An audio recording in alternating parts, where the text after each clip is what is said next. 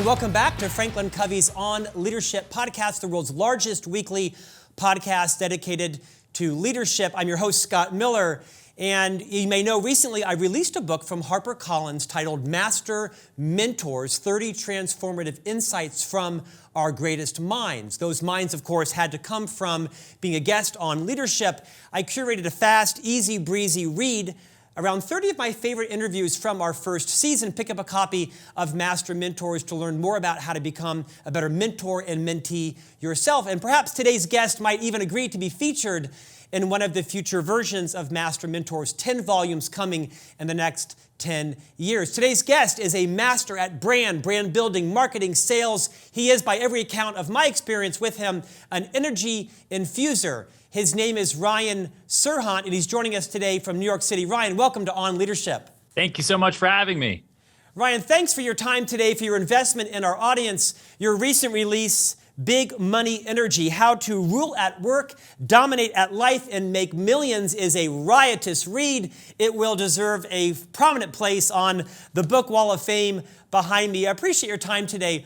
Ryan, most people know you as perhaps one of the most successful real estate leaders of all time. You, on average, sell close to or more than $1 billion of real estate a year. You are one of, the star of Bravo's $1 Million Listings New York. And I'm delighted you've joined us today. One of the reasons why I invited you on was, Ryan, you also taped another series of a program, I believe on Bravo, called Sell It Like Serhant. I think there were 8 episodes. I binge watched every one of them on a flight to the Middle East a couple of years ago, and I found you to be so endearing. Your intent was obvious. It was pure to help people build their self-esteem, become more aware of their blind spots, to increase their sales skills. So today we're going to talk a bit about what you would say to people who are in sales, formally and informally. But what I'd like you to do is, I'd like you to take some time to sort of retell the story of you literally moving from a fairly obscure person who wanted to be an actor, moved to New York to become a salesperson, to now an international celebrity, coach, author, keynote speaker. Talk about the process of interviewing for Bravo's hit program, $1 Million Listings New York. Take your time. I'd like people to understand all the lessons that can be taught from your journey in that process of interviewing and ultimately being cast on this series. Sure. I mean, it is. That was a long time ago, but it was one of those transformative moments for me. You know, I moved to New York City when I graduated college in 2006. I had no money other than what my grandfather had left me when he died, plus some savings that I had made from working on ranches. You know, my parents had a ranch in Colorado, and I worked there. I grew up on a farm outside Boston, so some work there.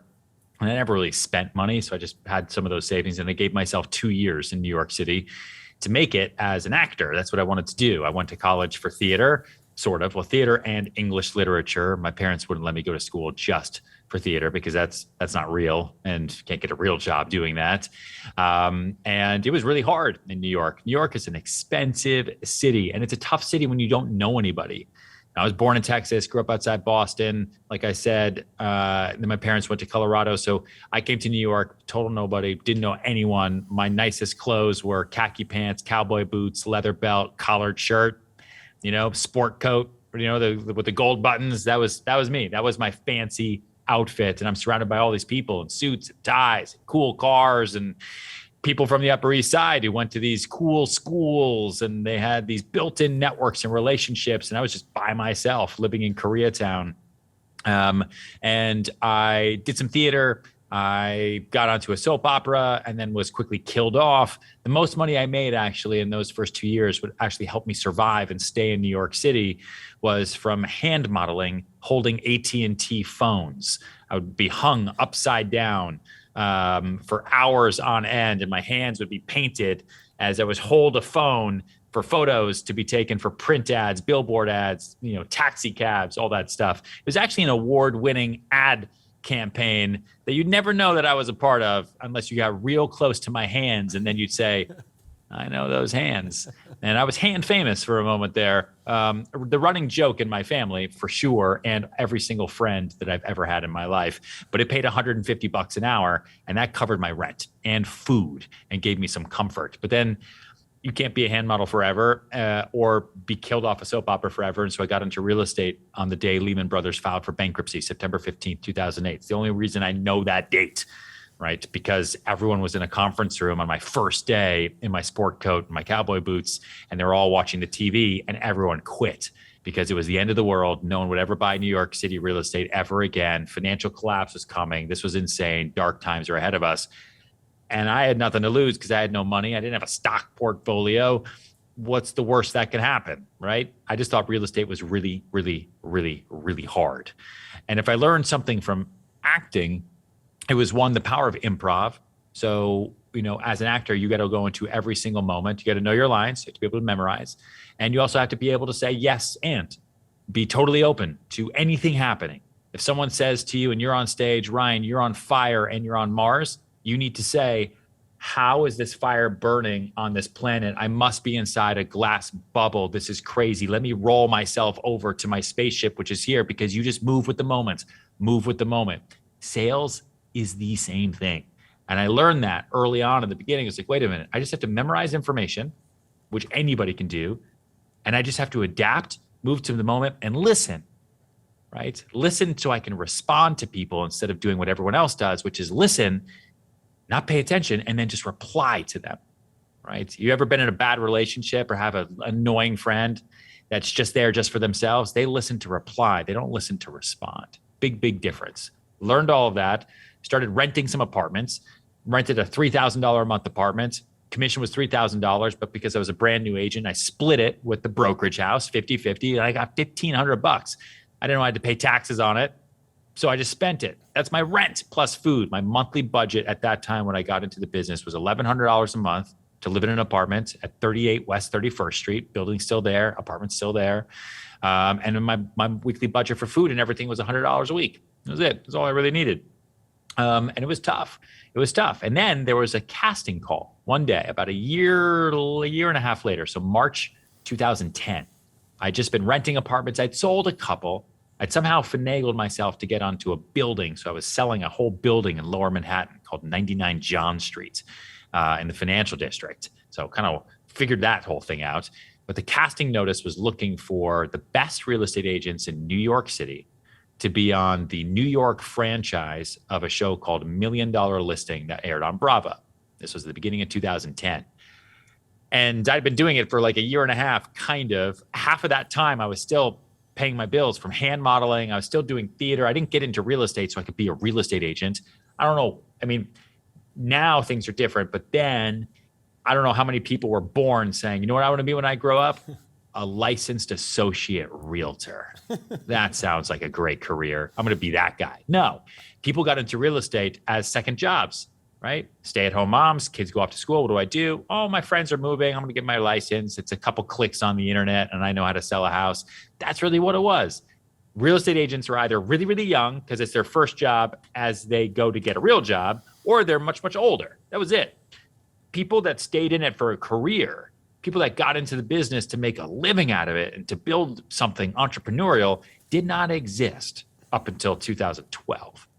And our show had a big thing to do with that. But so I filled out this casting notice for the show because I figured, all right, I've got some acting background. I studied it my whole life, theater. I know what it means to be in front of a camera because I was Evan Walsh IV, which you all, I'm sure, remember from As the World Turns, the greatest doctor to ever kill everybody, apparently, because that's what I did on As the World Turns, the greatest soap opera ever for nearly 60 years. I know what to do. And I didn't know how many people would want to do this. You know, there's 80,000 real estate agents to compete with every day in New York City. It's crazy. And so I went to an open casting call at the Hudson Hotel. And not a whole lot of people showed up. Just, I think, 3,000 agents showed up. It's a lot. And it immediately gave me PTSD as I remembered all of the different auditions that I used to have to go to for castings when I was trying to be an actor in New York City, where you get rejected because of your face. Like, it's super personal, you know, at least in sales and real estate. No one ever said, Ryan, I'm not taking that apartment and paying you a commission because of the size of your nose or because of the color of your premature gray hair. No. Right? They would take an apartment because they found another one, or they just didn't like it, or they're just being a regular New Yorker and they were just lying to my face. right? Another lesson you had to learn. People are great when they want to be. But I went into that casting call and I sat in a hotel room and we had 15 seconds and they hit me and they said, why are you here? And I don't know what happened, but I just channeled everything I possibly could think about with not who I was in that moment, but who I wanted to be, which is really what theater was, which is I'm not Ryan Serhant. I am Dr. Evan Walsh IV, right? I am Romeo, right? I am King Leonidas, whoever I am projecting myself to be that person. So I'm sitting down in front of a casting director to be on a reality TV show, which would be huge exposure, to tell them I'm the greatest real estate agent because that's what they're looking for. So I'm not going to tell them who I am today. I'm going to tell them who I want to be and who I know that I can be. So I'm not going to lie to them. I'm just going to be future Ryan right now. That's who I'm going to be. And so when they asked me why I was there, I said, because I'm the greatest real estate broker in the history of the known universe. Deadpan, straight to their face. And I don't think anyone else ever gave them that answer. And I said it real fast, real strict, because that's the answer, end stop, period. They then said, okay, how do you get around the city? All right, well, currently I get around the city in my Metro card and the subway, and sometimes I have to share a seat with a homeless person.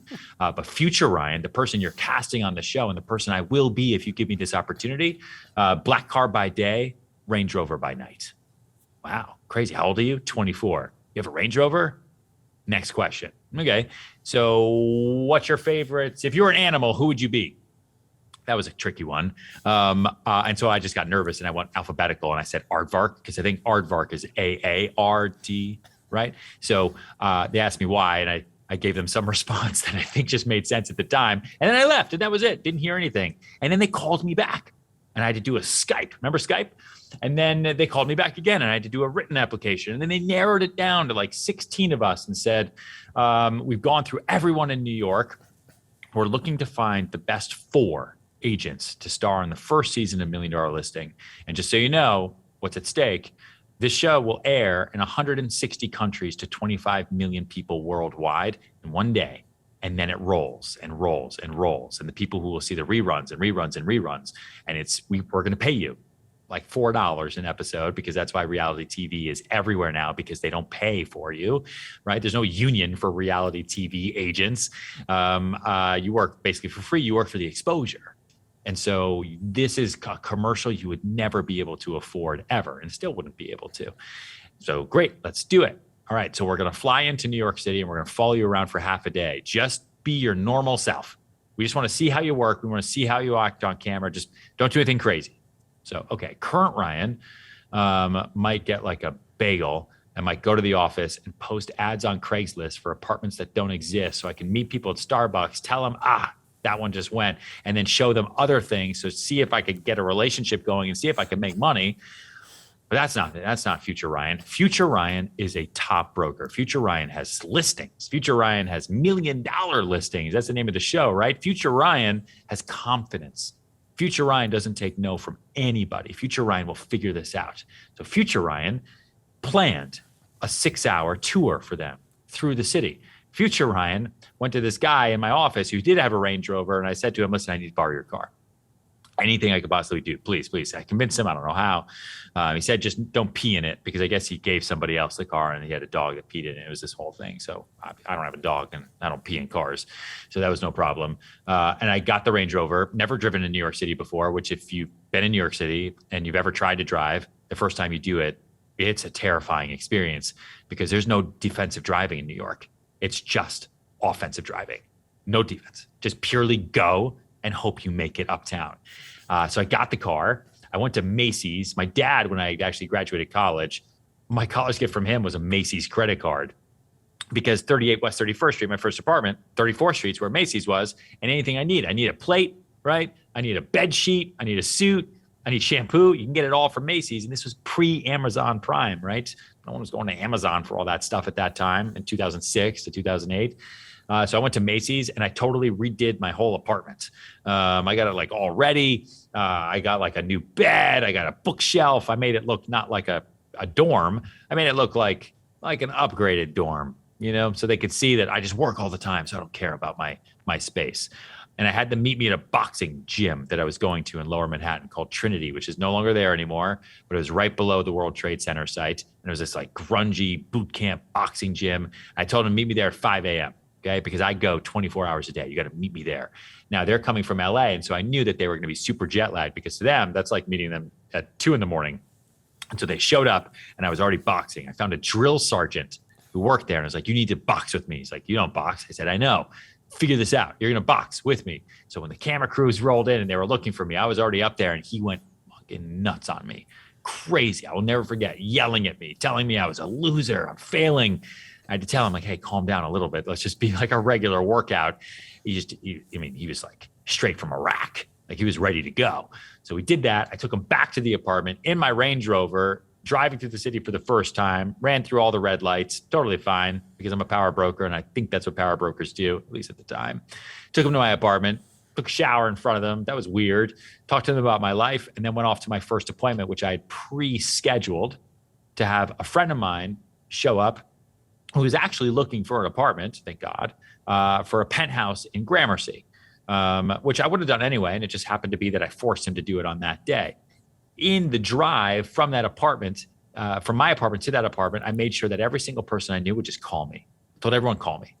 So my phone wouldn't stop ringing, because I wanted them to know that I was the greatest broker in the history of the known universe, which meant that I was busy. I didn't have time for this casting stuff. So you just need to come here and you need to watch. And they saw everyone was calling me. And I'd have to quickly pick up the phone and tell my mom, like, keep calling me. Or I would tell her, no, Mom, the wire hasn't hit. But I wouldn't say Mom. I'd call her like Alice or something. And it worked, right? Because that's the persona that I wanted to sell, because I'm a salesperson and that's what I do. And I went through and I showed the apartment. The guy loved it. And then my next showing, they canceled on me, which really made me nervous and freaked me out, because I was supposed to be with them for like 6 hours, half day. They wanted to follow me around. But I remembered this one time I went on a date. And this girl, she got up, took a phone call, went to the bathroom, and she came back. And I really liked her. She was super pretty, really, really cool. And she said, so sorry, something just came up. I have to leave. I'm sorry. And she left.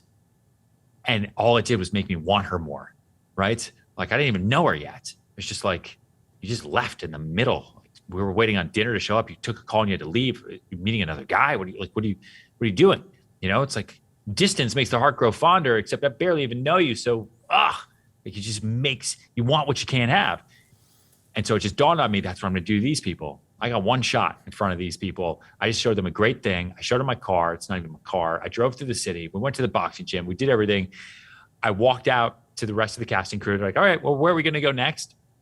I said, actually, I got a really important meeting I got to take uptown. You guys can't come. I know you wanted to be with me for the rest of this half day thing, but I hope I showed you enough about what my life is like. But I got to run. Anything else you need, just email me or call me. Thanks. Goodbye. I left, got in the car, and I left them there at the apartment I took them to. And I thought, okay, I totally just lost it here. But I had nothing else to show them. What was I going to do? Take them all the way back to my office and show them that I didn't have any other business that day. Not too long after that, they called me and they cast me on the show. And they said, you were the most interesting person we followed all day, because I made them want me more. And that's sales. And then they cast us on the show. There were 4 of us. And then you think sales is tough. You think regular work is tough. Bravo came to us and they said, we're going to film the entire first season with all 4 of you. Only 3 of you will make the final cut. So be interesting. Ready, set, go. And there was one person who filmed that whole first season who was on the cutting room floor, and no one will ever know who that person was. It sucked. And that show premiered in 2012. We've been nominated for 2 Emmys. We're going on 10 years later. Built my whole career off the backbone of that exposure. Used it to open up every door I possibly could. No one called from it. When was the last time you picked up the phone and called someone you saw on TV other than me? You typically don't do it, right? You just watch TV. It's entertainment. Hang up the phone. But if that person calls you, that's interesting. I just saw them on TV. I just saw them on an airplane. That's interesting. And so I made myself a prospecting machine. I'm going to go after everybody. Okay. I'm going to get new shoes that aren't these cowboy boots. I'm going to get everything I can. I'm going to use this hook to get in the door to a door that I otherwise never would have gotten into, because I didn't go to Dalton. I'm not from here. I don't go to the synagogue on Saturdays. I was born in Houston, Texas on a mattress. I moved 8 times before 4th grade.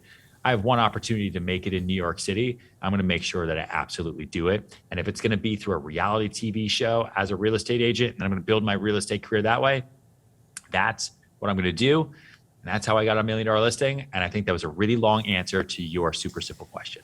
Ryan, you did exactly what I hoped you would do, because you're giving voice to so many people who can relate to, quote, being born on a mattress in Houston and not having gone to Dalton, metaphorically. Reminds me a lot of Patrick Bet-David's book, Your Next 5 Moves, because he talks about a phrase called your future self, right? Talking as if it were your reality. You're a great storyteller. I have some questions around sales skills, but can you tell one more story for me? And it's a story about Julie Chen. I'm guessing that's a pseudonym, but there's so many great lessons to be told in that. Take a few more minutes, tell the story. I think it's maybe your first significant sale ever. It's a riotous story, and then we'll get into some more tactical things around what you can teach us around selling. Sure. Her name is June Chen, and one of my first sales deals ever, early on in my career. Because the way, for anyone who's watching who understands New York City real estate anywhere, when you start off in this business, if you don't know anybody, if you don't work at a big brokerage, you're not a team, how are you supposed to get any business? Back then, you got business through Craigslist. That was it. It was Craigslist or New York Times ads. Now, we're in a different world. But back then, that was it. Or you meet people on the street. My first clients, I met outside Saks Fifth Avenue because I would totally profile you. If you had more than 2 shopping bags and you were coming out of Saks Fifth Avenue on 49th and Madison and 49th and 5th, I would go up to you and give you my card and tell you that you look like you need more space. I don't care, right? Wherever you were. Most of the times, a lot of people didn't speak English. It's fine. Some of my first clients I got that way because I had no shame, because my back was up against a financial wall. I'd run out of money. If I went home, I would never come back to New York. And so I got to figure out how to make this work. And if I don't do it through real estate, I'm going to start selling my body or something. And I went to college, I have a higher education degree. I can't sell my body. I'll sell real estate. It's equally deplorable at that time. And so I would meet people there. I'd meet people in Starbucks. Actually, my first client base were pregnant women. You know who likes to talk more than anybody? A woman who's pregnant. If she's told that she looks great and how she's doing, and it looks like she needs more space, that's a talker. And so my first client base, I would go to Starbucks at 49th and Madison, up and down the Upper East Side. If you were pregnant and in Lululemon pants, that meant that you could afford a new apartment from me. And I would tell you, look great. And if you're looking for a new space for your bundle of joy who's coming, you let me know. Here's my card. Some of my first clients that way were pregnant women. And you might think that that's crass or ridiculous, but I had no money and no one was helping me. And no one has ever helped me. And so if I'm going to get clients from foreigners on the streets or from pregnant women in Starbucks, that's how I'm going to do it. And so I would also post open listings, that's what they're called, on Craigslist, where I would say, I've got a 2-bedroom to rent, 2-bedroom to sell. And I would try to get open listings from people, but no one would give me any listings because I was a nobody. I'm not from here. I didn't work at a big name firm. I didn't have any help or guidance. I had to do everything for free. While I was still at that time hand modeling to pay the bills, because I didn't want to have a survival job. I didn't want to bartend or wait tables or get temp work, because I knew from acting in the city for 2 years, I knew a lot of 40, 50, 60-year-old people who were still temping, who were still bartending, who were still waiting tables, waiting for that moment. And life is short. I don't want to wait for anybody or anything. I got to make as much as I can today as possible. And so I wanted to do as much as I could. So real estate was my survival job, if you will. And I learned to be as creative as I possibly could that way. And so those open listings were ways for me to meet people. One day, a woman named June Chen called me from China and said that she was looking for an investment apartment in New York City. And it looks like I have a listing that could work for her, because she called on something else. Would I be able to help her? Sure. I'd never really done a sale before. What's your budget? A couple million. Like my jaw, it hit the floor. My jaw could hit the floor. It did, because I was doing $1,000, $2,000, $4,000 a month rentals. I wasn't selling apartments to Chinese investors from China over the phone. Insane. And in a minute there, I thought, okay, I need to refer this out to somebody else. Mike with the Range Rover, can you please come help me? But I decided, just like with the $1 Million Listing Audition, I need to be who I want to be right now. Why wait for anyone else to tell me I'm the person to do this job? I'm going to be the role before I am the role. That's how to get promoted. That's how to get that raise. That's how I can get my life to where I want it to be next year. I don't want to wait for 2 years to get to where I want to be. Why don't I start acting like that guy today And then in 2 years, future me is going to pat myself on the back and say, thanks for doing that work. Thanks for projecting where you want to go. Thanks for believing in positive energy. Thanks for manifesting our life, because it's actually better than what you thought it was going to be. And so I asked June Shen what she wanted the apartment for. She said she's buying it for her daughter. I said, wow, that's great. You're a really nice mom. How old's your daughter? I'm pregnant. What is it with me and pregnant women? Also, you're buying an apartment in the United States for your baby, for your fetus? Really? Insane, crazy. All right, so I sent her listings. We went back and forth, and she worked in the energy business, whatever that meant, and she was flying over here. And this was a big thing for me. If I could get someone to buy an apartment for $1 million, $2 million, $3 million, like $1 million commission, if I'm just on the buy side, is 3%, give or take. That's $30,000. That's, for me then, that was like doing 15 to 20 rental deals.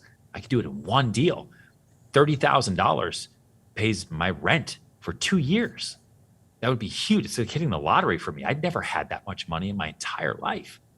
And so my back was up against that wall, like I said. And so she said when she was flying in, she was going to be here for a couple of days. She wanted to find something and fly back. And as far as I knew, she was pretty real. She wanted to be on the west side because she wanted access to Columbia, and that's where she kind of knew. And so I went back to my theater days and say, okay, what would I do if I were preparing for a role? I'm going to be Ryan Serhant, the greatest real estate agent in the history of the known universe, and I'm going to be the top broker on the west side of Manhattan. How would I do this if I was doing this on stage? That's what I trained myself for, right? For the first 24 years of my life. All right, well, first, I am going to see what other agents do. So all right, so he's a big agent. He has a car and driver. I can't afford that, but I guess I'll get a car and driver. For her, I'll put it on my credit card. That's terrifying, sure. All right, everyone wears suits, so I went to Macy's, and when I got my first real suit and tie and dress shoes, it was cool. And then what else? Well, I start learning my lines. All right, so I'm going to go memorize every building that I'm going to show her. I'm going to memorize everything I possibly can. How many units are in there? Who built the building? When was it built? Who's the architect? Who's the interior designer? Who's bought in here? Who's sold in here? What are all of the comps? What are the cross streets? What are the school districts? What are the restaurants? I'm going to go to the restaurants too, because I got to do my preparation. I went in and out of every coffee shop, every bagel place, every grocery store, and I introduced myself to everybody because in the off chance that she got hungry or thirsty, I wanted her to always have confidence in me, so that when we're in this tour and I'm showing our apartments, I could pull over at any corner and walk in and say, hey, Bob, just here with my client. Can we get 2 coffees and a croissant? And Bob would say, hey, Ryan, sure. As if I've been there 1,000 times, because I'm the greatest broker in the history of the known universe, except for the fact that I just met Bob yesterday. But that's okay. I'm doing my preparation. I'm doing my work. June Shen isn't buying an apartment from Ryan. June Shen is buying an apartment from somebody who has confidence in himself. That's all sales is. If you believe in yourself, you believe in your product, the person in front of you is going to believe in you. They're not going to second guess you if you know what you're talking about, right? And so I memorized everything. I got the car, I got the driver, and the day she flew in, I woke up that day calmer than I had been in years. I wasn't nervous at all because I was so prepared. I was so ready to go. And she barely even talked to me. She was so tired and pregnant in her velour tracksuit, fell asleep in the car all the time. It was ridiculous. And we found an apartment, and it was asking, I think, $2.3 million. And she had such bad jet lag. We negotiated it at 2:30 a.m. at the St. Regis Hotel. She made me get her McDonald's, curly fries, the whole thing. It's just what she wanted, right? And she's hungry. And we did that deal for $2.1 million. My commission check after all the splits and all the stuff was like $24,000 and change. And I'll never forget that. That deal closed, and that set me up for a good couple years, right? In terms of just buffer position. And she did that deal, and that showed me, wow, I can do anything. If I could sell an apartment to an unborn child from China over the internet, I could do anything in this business, because all I did was prepare and believe in myself. And that's really what sales is. There is no ceiling. There's also no floor, but there's no ceiling. You can do whatever you want every single day to make a living and change your life. And that's, we have a big sales course now, as my life has obviously changed over the years. That's what we teach to everyone: limitless livelihood.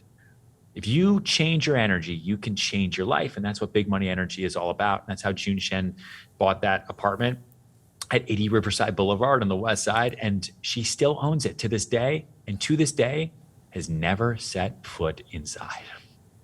Ryan, great story. In your book, Big Money Energy, you teach a concept you call the perfection trap. And in fact, I think you even teach it through an associate of yours through her, I don't know, full day preparation of an email. Would you tell that story, and then we'll move on to some other topics? Yeah, the perfection trap is kind of tied to my idea for how I think about time, okay? Listen, I'm a salesperson. I'm not like everybody. I think we're all in sales in some way, but I don't sit around and read books all day, right? I don't sit around and make my calls that I have on my sheet. Like, I have to hustle every day, all day. I'm up at 4:20 a.m. in the morning, Sunday through Friday. I'm booked like on the 15-minute mark from 7 a.m. all day, every single day.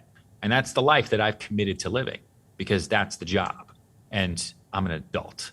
And when you're an adult, you do what you commit to. It's the biggest difference between amateurs and professionals, right? Is that professionals make decisions based on their commitments. Amateurs, kids, make decisions based on how they feel. So like, you don't feel good and you didn't go to the gym, it really means that you're still a kid and you're an amateur. Like, you don't feel good, so you didn't finish the work on time, like you're a little bit lazy, it means you're an amateur. And I honestly, strictly believe that. And so the perfection trap, it's really about making the most use of your time. And I try to do 1,000 things a day. I want to do more today than I did yesterday, because tomorrow I could get COVID and die, and I have friends that I lost to COVID, and that was last year. I have friends that I've lost in a lot of terrible ways, and they didn't know it that morning.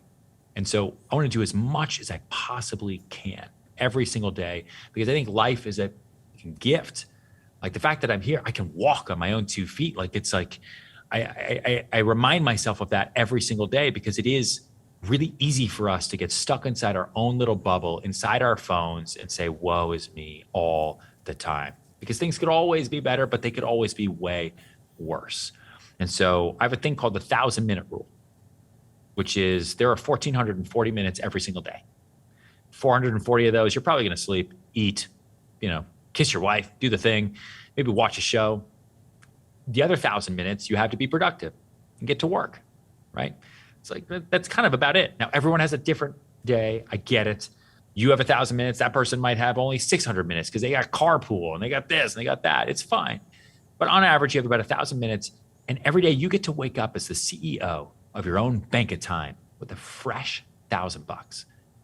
And what it does when you think about that is it makes you really, really value the time that you have. Because I'm not going to throw away $15. Why would I do that? The same way I wouldn't throw away 15 minutes of my life now. Every meeting, every appointment, everything has to be worth it. I'm not going to waste any time. And the same way, if someone ruins 30 minutes, I'm not going to throw away $970, would I? And so there was an agent in my office for years who was so busy all the time. She worked so hard all the time. And I remember this one day I went to the office and she beat me. She was there at like 6:45 in the morning, right? In a real estate office. And she's working at the computer. She's going at it. I went in, I had some calls, I had some things. I went out, I had a breakfast meeting. I came back, I had a couple other appointments. I went through, I had a pitch, did this, did that. I came back and she was still there. She was working. It's like, damn, she must have been in and out, running. By the end of the day, she's still there. I went up to her and asked her, I was like, wow, you've been crushing it today. Like, what'd you get done? How many deals you get done today? Oh no, today I've been just really focused on this one client. Okay, cool. Tell me about it. Because you worked for me. Well, this one guy, I'm trying to get this listing. Okay, great. And he's really analytical. He's such a perfectionist. And so I'm trying to get this email to be perfect. Okay, what were you doing at 6:45? Oh, that's when I started it. Hold the phone. You've been working on one email all day? Well, yeah, it's a really big listing. It's like a 20 million. I get it. Oh, I get it. How much is your time worth? What is your hourly wage? How much money do you want to make this year? Back it out. How much money did you just spend with your time, because there's a dollar amount to that, writing this one email? You cannot be stuck in this perfectionist trap, because nothing will ever be perfect. You know what's perfect? A great life, moving forward with great positive momentum. And I had to sit with her and really explain to her, you can't do that. You've got to be able to do the best you can, be efficient, move on. Next one. If he's going to hire you, it's not going to be because of your perfect email. Make sure the email's not bad. Make sure you know how to write. Make sure you can be grammatically correct. But don't sit there and think that someone else is going to care more about that email than you're going to care about writing it, because it's just not going to happen, especially someone who owns a $20 million apartment. They want to show that you have confidence in yourself. And I really had to get her out of what a lot of us call analysis paralysis, right? I want to be an action taker, not an action thinker. Ryan, well said. I'm mindful of your time. I want to land our conversation talking about brands. In your words, perhaps brands that generate leads. The fact of the matter is everybody is in sales. Whether you have a nut or a bag you carry, whether you have a revenue goal, every one of us is in sales, and all of us have individual brands, not an epiphany.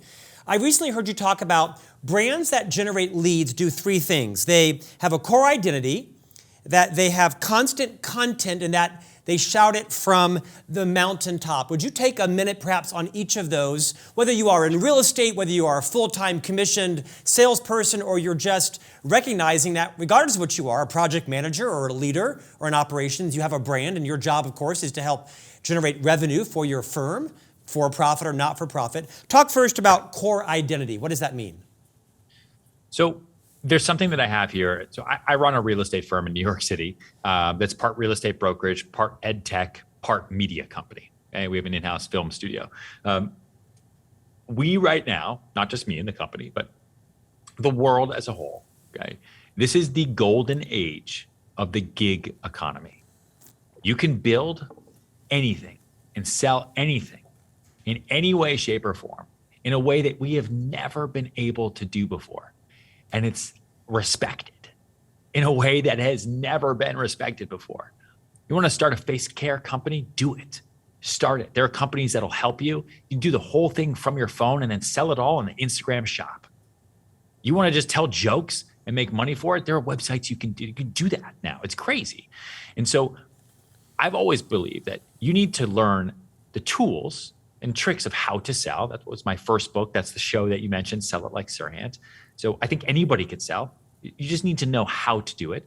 Some people are born with that sales talent. They have that personality. They know how to follow up. They can be persistent. Okay. But some people need to learn how to do that, and that's totally fine.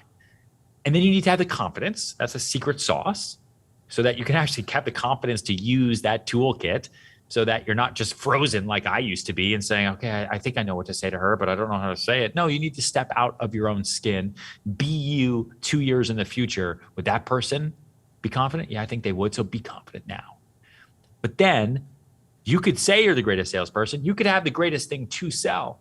But if no one knows what you're selling, then you're never going to sell anything. And that's the trifecta, right? That's brand. And this isn't just personal brand, like you are the brand from 1987 or whatever that book was. Think about what brand really is. What is a brand? It's not a logo, right? Nike has a swish, but you know it for so many other reasons now. Brand, at the end of the day, for personal brands, and all of us watching this, hopefully listening, okay, whether you run a company or you are a salesperson individually, or you're starting to build a product, brand is that core identity. If you are the founder or you are the salesperson, who are you? You are what? Okay. And I'll get to that. Core identity, what you believe strongly, right? What you believe truly in your core is what's going to come out of your mouth. It's going to ooze out your pores. It's going to be in how you present yourself, that first impression, because you're going to believe it. Because you could tell everyone, oh, I'm this. But if you don't believe it, you're going to show up like, oh, I'm this. And it's not the same thing. Core identity turns into the perception the world has of you, because that's what you're telling everyone you are. That perception, when you leave the room, turns into reputation, because now people are talking about you behind your back. Right. Reputation turns into brand. So core identity is who you are, and it's about finding your and. So for me, I am real estate and media. I went to school for theater. I like it. I like being in front of the camera. I know how to sell through media now. We are really a real estate content to commerce business. And so we sell real estate through media. That's my and. What is your and? Maybe if you are real estate, for the sake of argument here, maybe you're real estate and cooking. Because how are people going to know who you are? Not just by what you sell, because everyone sells that thing. Not the only person. So what can you connect your personality to? And if you think you're boring, everyone's boring. There's something. Maybe you like cooking. Maybe you like video games. Maybe you have a mom. Maybe you're thinking, whatever it might be. Think about the things that you like to do that are not the thing you're selling. That is your and. Figure that thing out. And then you need to post across all consistent content platforms, because we're in a day and age when you can post for free. Maybe your soul isn't for free, but content is for free. Advertising can be free. Now you can run social ads. It's a whole separate thing. But consistent content is step 2 of what we call here the Serhant brand strategy system. Build that core identity. Be very clear with it. Create consistent content so you're reminding people over and over and over again why you, so that you are the one who sells what, or you're the one who writes what, or you're the one who does what, whatever. This is transcribed to any industry. It doesn't have to be sales. It doesn't have to be real estate. It could be anything. You are the one who does what. Be very clear on that. And then every success you have to amplify it, which I call shouting from the mountaintop.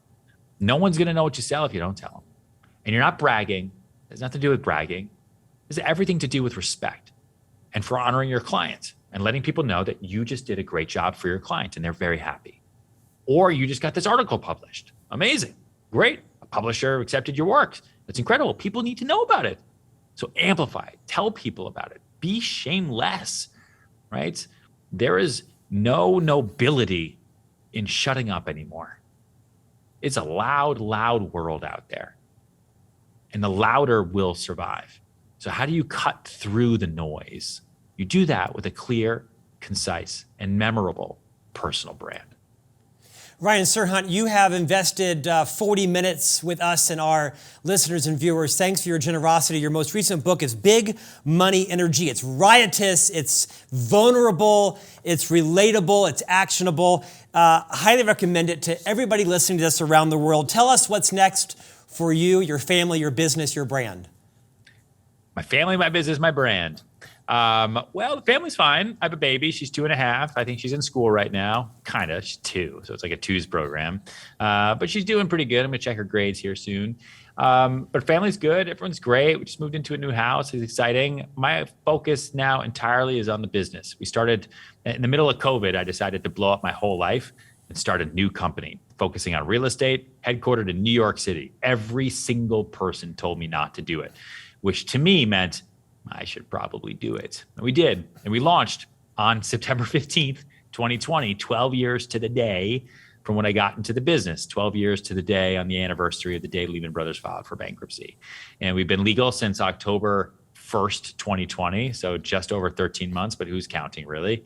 And my goal is to build it as big as I possibly can by myself. There's no investors, there's no partners, no loans, no nothing. I'm doing this from the ground up the way I started my career. Because if I can do it this way, then I think it'll be a good example for a lot of other people that they can do whatever they want as well, right? To create any type of business.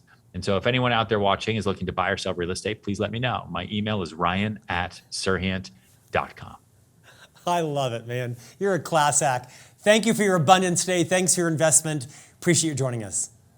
Thank you. Thanks, everybody. We'll see you back here next week for a new conversation on leadership.